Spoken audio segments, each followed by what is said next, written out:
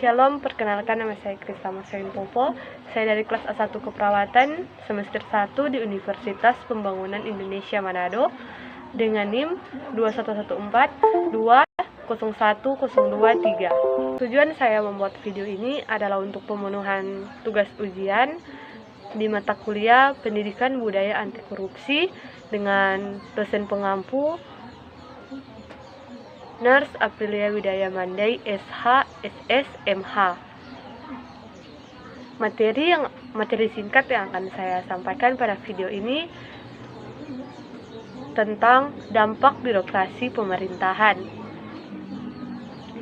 Yang akan saya bahas pertama yaitu pengertian birokrasi. Secara etiologi, birokrasi berasal dari istilah buralis yang dikembangkan oleh Reinhard von Stein pada tahun 1821.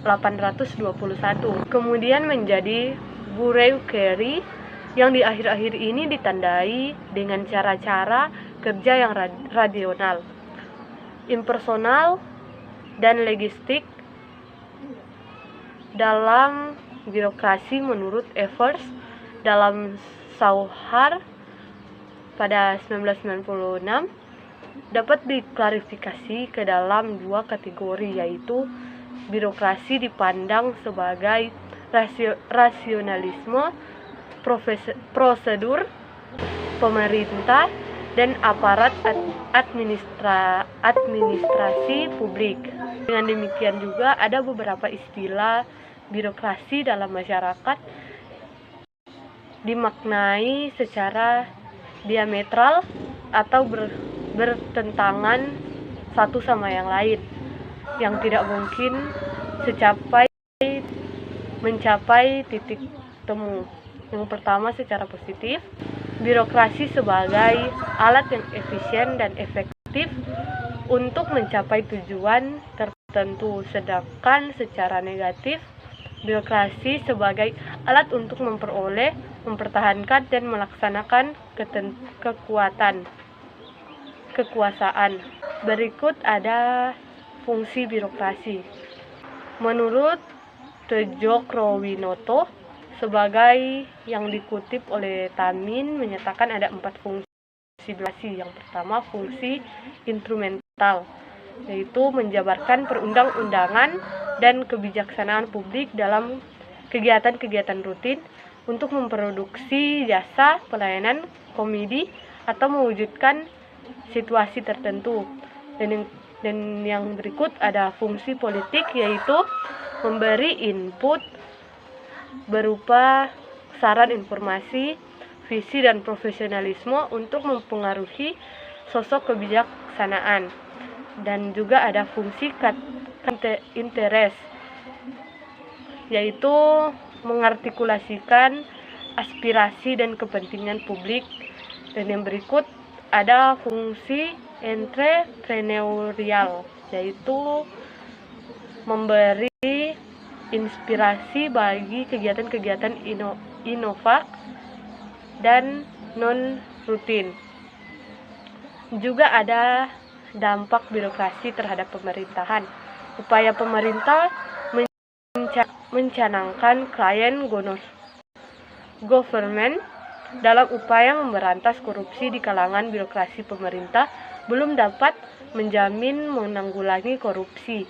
Berbagai jenis kebocoran keuangan negara masih saja terjadi. Dampak pelayanan publik dapat terganggu. Sementara itu, dampak korupsi dapat menghambat berjalannya fungsi pemerintah sebagai pengampu kebijakan negara. Dapat dijelaskan antara lain, korupsi menghambat peran negara, korupsi menghambat negara melakukan pemerintahan, akses dan aset, dan korupsi juga memperlemah peran pemerintah dalam menjaga stabilitas ekonomi dan politik. Ada juga cara mengatasi birokrasi. Yang pertama, memperbaiki kinerja, di mana program dan kegiatan harus benar-benar dirancang. Dan yang kedua, membangun unit kerja wujud wilayah yang bebas dan bebas dari korupsi atau wilayah birokrasi bersih dan melayani. Dan yang ketiga ada melakukan penyederhanaan organisasi pemerintahan. Dan yang keempat ada mempercepat penerapan sistem pemerintah berbasis elektronik secara terintegrasi. Berikut juga ada peran birokrasi, antara lain sejalan dengan tujuan pemerintah, melaksanakan kegiatan dan program demi tercapainya visi dan misi pemerintah dalam negara. Dan yang ketiga ada melayani masyarakat dan melaksanakan pembangunan dengan netral dan profesional. Dan yang berikut juga ada menjalankan manajemen pemerintahan. Ciri-ciri birokrasi dapat dilihat dari jabatan administratif. Setiap jabatan memiliki wilayah kompetensinya sendiri. Pegawai negara yang ditetapkan, para pejabat tidak memiliki kantor tersendiri, dan promosi diberikan berdasarkan pertimbangan kemampuan yang melebihi rata-rata. Dan yang terakhir ada para pejabat berperan sebagai subjek yang melakukan pengontrolan dan pendisiplinan. Jadi disimpulkan di sini, korupsi di Indonesia ini merupakan patologi sosial atau penyakit sosial yang sangat berbahaya yang mengancam semua aspek kehidupan bermasyarakat. Korupsi membawa dampak negatif yang cukup dan dapat membawa negara ke jurang kehancuran. Dan demikian, itu saja penjelasan singkat dari saya.